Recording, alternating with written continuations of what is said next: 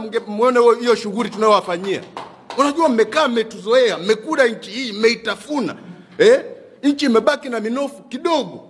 Tunataka tuilinde hiyo minofu kwa ajili ya watoto wetu na vizazi vyetu. Mnakuja kutupa kesi ya uhaini. Mnamtisha nani na kesi ya uhaini? Kwanza kufa ni kubadilisha mazingira. Nani anaogopa kufa? Si kama kuhama tu. Mtu anahama kwenda sehemu nyingine. Tena mkome. Sisi watu wa sport. Mwezi kutuchezea kirahisi namna hiyo. Muuze mali zetu. Mnasaini mikataba mibovu. Mnakuja kututisha na makesi ya uhaini. Nani anaogopa kufa? Wanaogopa wao, ndio maana wanalindwa na mabunduki muda wote. Mabodyguard mpaka mlangoni, mpaka kwenye vitanda, mpaka uvungu wa vitanda. Ni kwa sababu ni waoga. Sisi sio waoga. Kwenye kituo cha kupigia kura, kususa sio jawabu. Ukisusa watabeba, hawatasikia kitu. Lakini ukipambana unaweza ukaokoa na kulinda thamani ya kura, na hicho ndicho ambacho ACT Wazalendo tumeamua kufanya, na tunakwenda kupambana. Tunashiriki uchaguzi huu tukipambana. Tunajua changamoto. Siasa ni maigizo, na usipotambua kwamba ni maigizo ukajiingiza kichwa, wewe ndio utakayokuwa unaumizwa, na wale wanaoigiza hawezi kuumia hata kidogo. Kuna mvutano unaoendelea kati ya Chadema na polisi, na watu wanajiingiza kichwa wanaumizwa wakifikiri wanachoambiwa na Chadema ni kweli. Nataka niwakumbushe watu kidogo. Kwa nini kipindi cha Magufuli hawa Chadema hukuwasikia wakivutana na serikali? Kwa sababu serikali iliyokuwa madarakani ilikataa maigizo, ikaamua kuhudumia raia. Nenda kwa Traore anayesifiwa Afrika nzima, hana siasa. Akiamka asubuhi watu ni kazi. Anawatekelezea raia wanachokitaka. Nataka niwathibitishie watu kwamba siasa ni maigizo ambayo kazi yake kubwa ni kuwapumbaza raia ili raia wasidai haki yao ya msingi ya kimaendeleo kutoka kwenye rasilimali ambazo Mungu amewabariki kwenye nchi yao. Unaona anachofanya Traore? Kawafukuza Wafaransa kwenye madini yake. Kwa hiyo anayavuna madini mwenyewe, anayauza mwenyewe, anachokipata anajenga nchi. Imagine Tanzania yetu ilivyobarikiwa, tungekuwa tunafanya hivyo, tungekuwa wapi?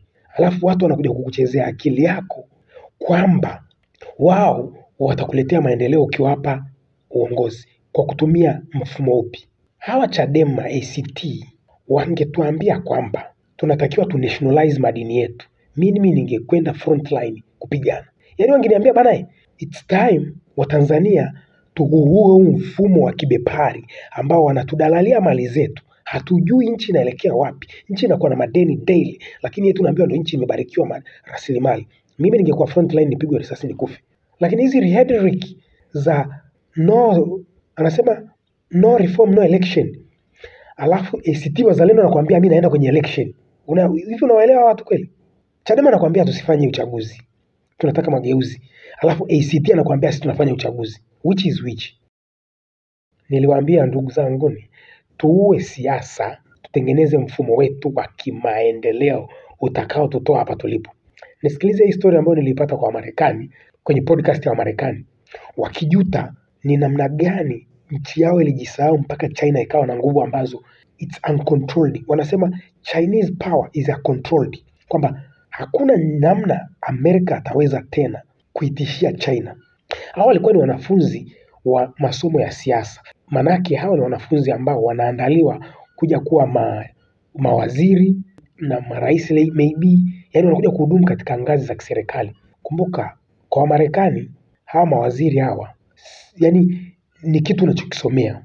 Waliulizwa hivi, kosa kubwa la Amerika kwa China ni lipi? Nisikilize kwa makini walichokijibu.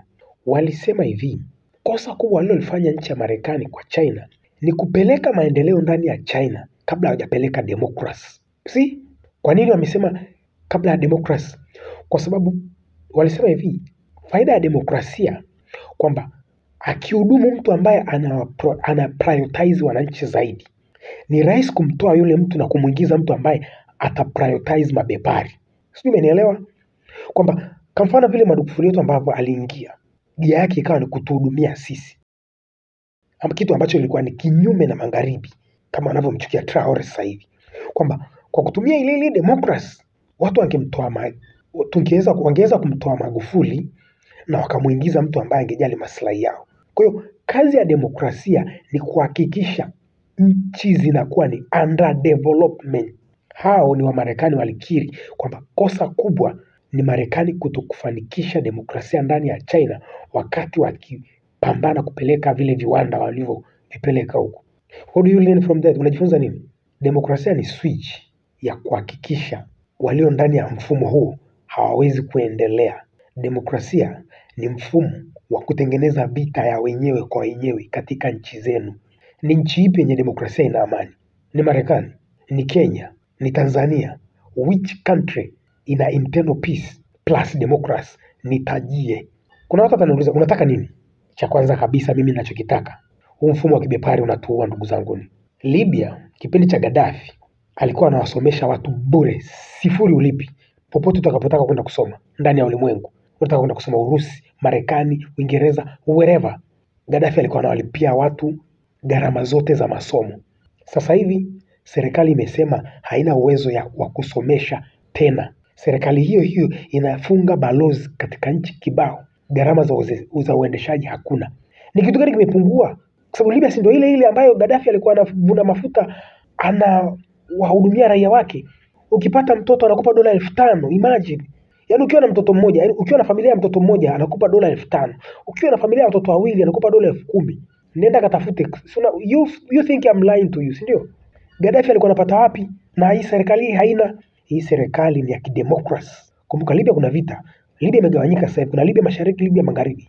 Kuna kipande cha Libya ukienda hakuna demokrasia, hakuna nchi inayo yaani serikali haioperate.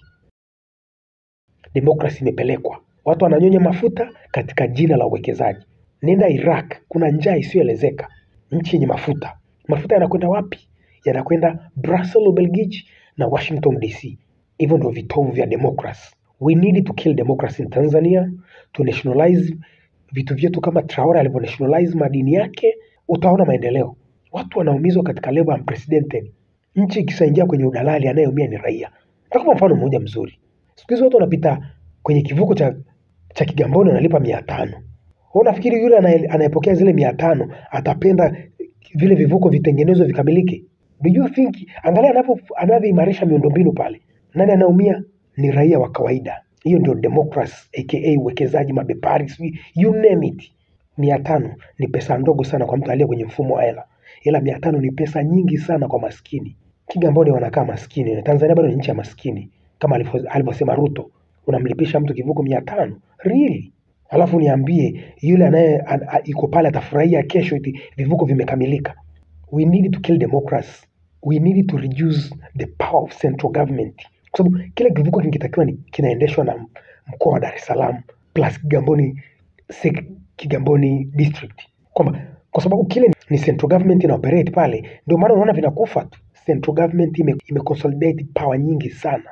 Central government haiwezi kujua shida ya kila raia. Tupunguze madaraka ya central government. Hicho ndio kitu mtu ataniambia ni march forward, nitaandamana kwa hicho. Nani niandamana eti no reform no election?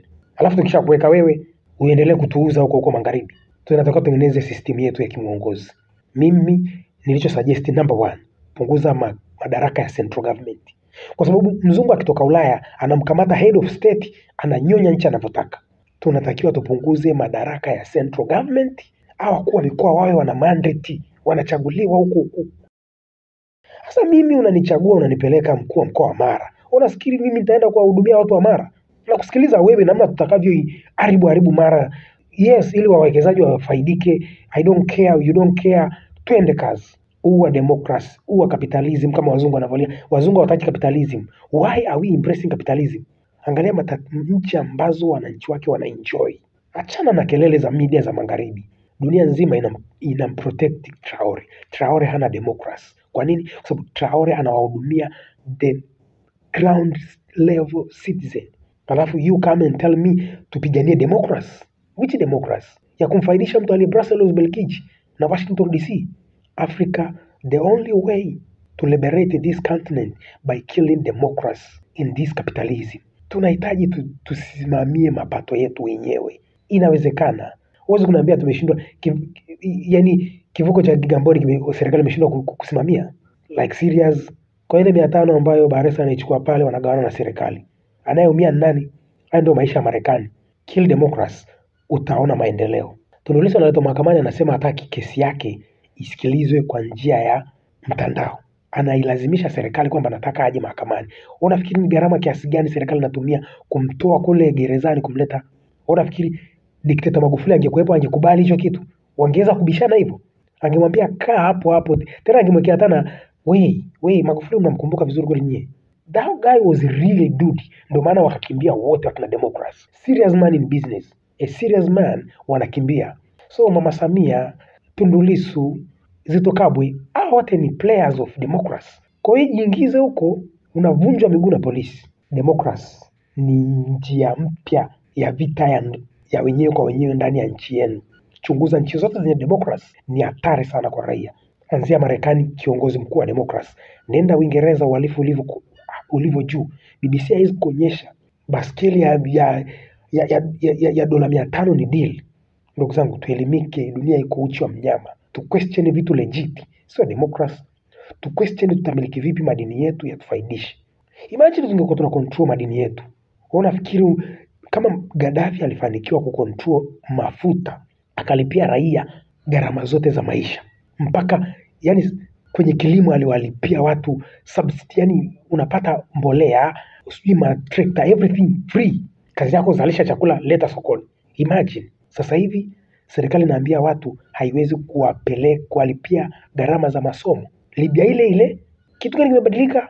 Demokrasi imeingia. Kazi ya demokrasi ni kusaidia Western kunyonya rasilimali za Afrika. Fanya research yako, uje unikatalie nilichokuambia.